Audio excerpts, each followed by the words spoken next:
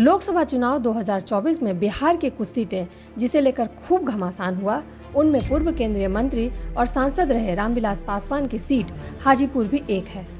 Hajipur seat पर मौजूदा सांसद दिवंगत रामविलास पासवान के भाई पशुपति पारस हैं।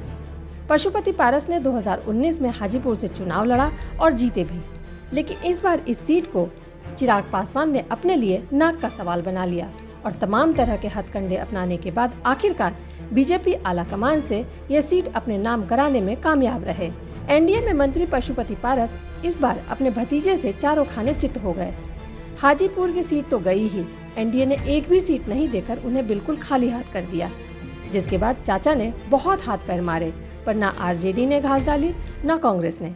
सो चाचा लौट के एनडीए में ही आ गए और भतीजे को हाजीपुर से समर्थन दे दिया। चिराग पासवान ने 2 मई गुरुवार को तमाम तामझाम के साथ हाजीपुर से अपना नामांकन दाखिल किया। लोक जनशक्ति पार्टी के राष्ट्रीय अध्यक्ष चिराग पासवान ने हाजीपुर कलेक्ट्रेट पहुंचकर नामांकन किया।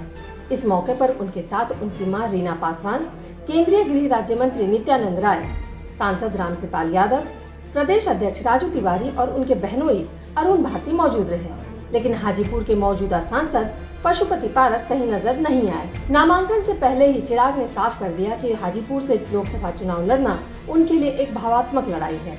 चिराग पासवान हालांकि वर्तमान में जमुई से सांसद हैं और लगातार 2 बार जमुई से चुनाव जीत चुके हैं, लेकिन हाजीपुर की सीट से उनके पिता रामविलास पासवान जीतते रहे थे।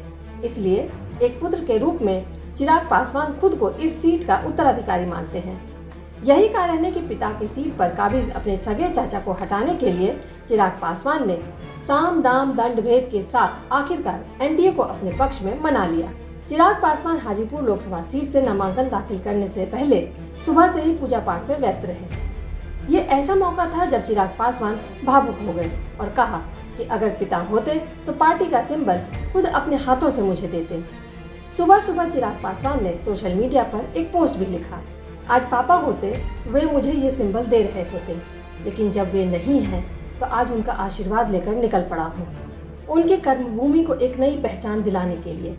मैं पापा के हर उस सपने को पूरा करूंगा जो उन्होंने हाजीपुर की जनता के लिए देखा था। हालांकि कहने वालों ने ये भी कहा कि पिता की पार्टी तोड़ने वाली बीजेपी के साथ गए चिराग पासवान सिर्फ दिखावा कर रहे हैं। इस मौके पर चाचा पशुपति पारस का ना होना भी कई लोगों को खला। जिस भाई को रामविलास पासवान ने हमेशा अपने साथ रखा, उसे चिराग पासवान ने दूध में से मक्खी की तरह निकाल दिया।